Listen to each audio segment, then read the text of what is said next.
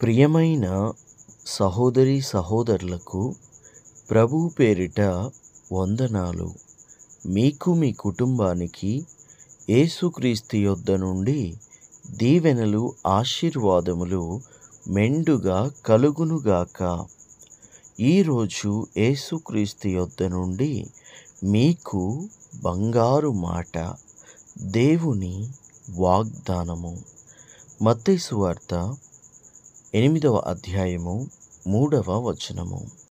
అందుకు ఆయన చెయ్యి చాపి వాణ్ణి ముట్టి, నాకిష్టమే, నీవు శుద్ధుడవు కమ్మని చెప్పగా తక్షణమే వాని కుష్ఠిరోగము శుద్ధి ఆయను.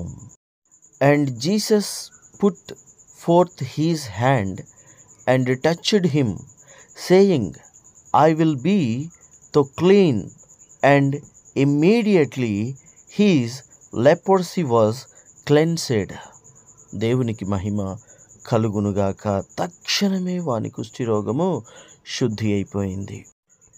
ఆ కుష్ఠిరోగి ప్రభువుని కలుసుకున్నాడు గనుక తన కుష్ఠిరోగము నుండి విడుదల పొందుకున్నాడు. అంతేగాక ఆ కుష్ఠిరోగి ప్రభువుని గౌరవించి నమస్కరించి ప్రార్థించి, అయా నీ చిత్తమైతే, నీకిష్టమైతే నన్ను శుద్ధునిగా చేయగలవు అని అడిగాడు.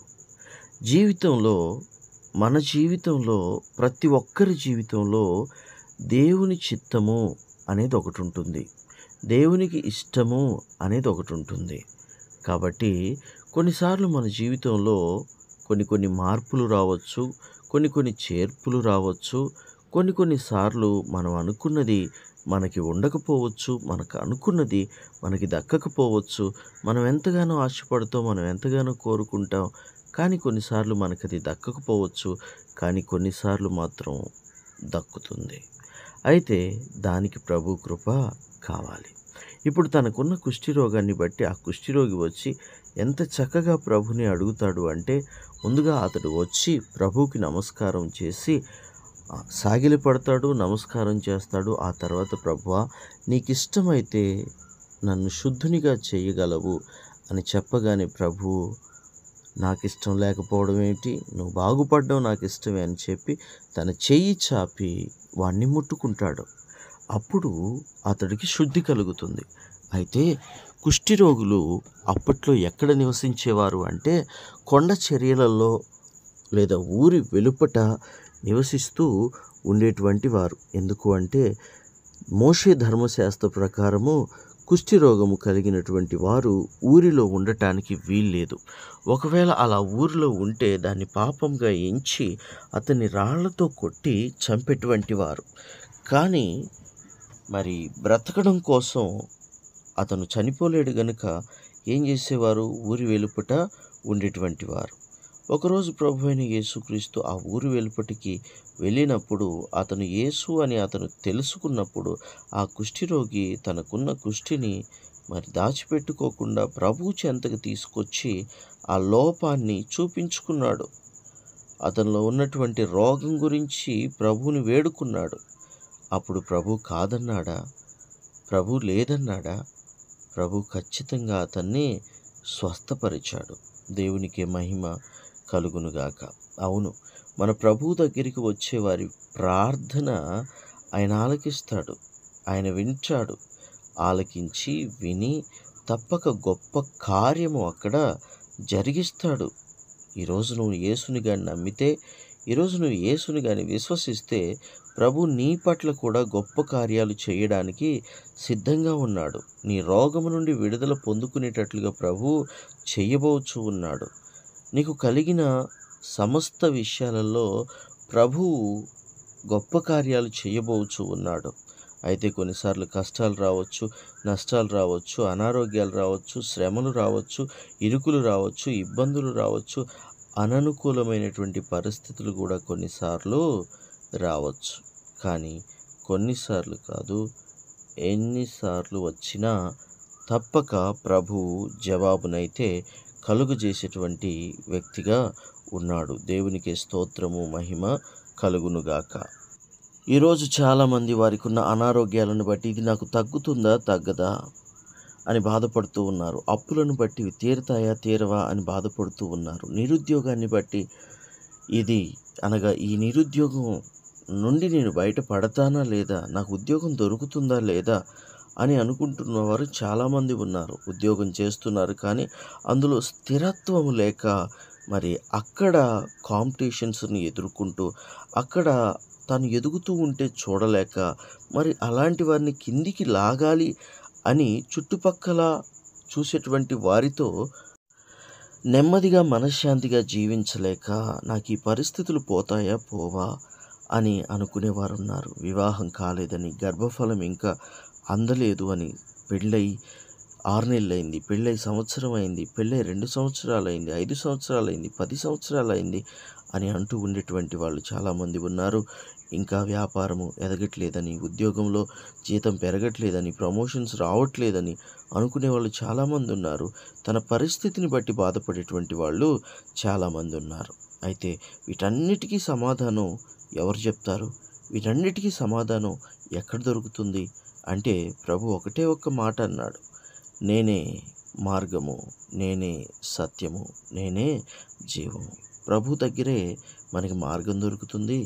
ఎందుకంటే ఆయన సత్యం గనుక. ప్రభు దగ్గరే మనకి జీవము దొరుకుతుంది. ఎందుకంటే ఆయన జీవాధిపతి గనుక.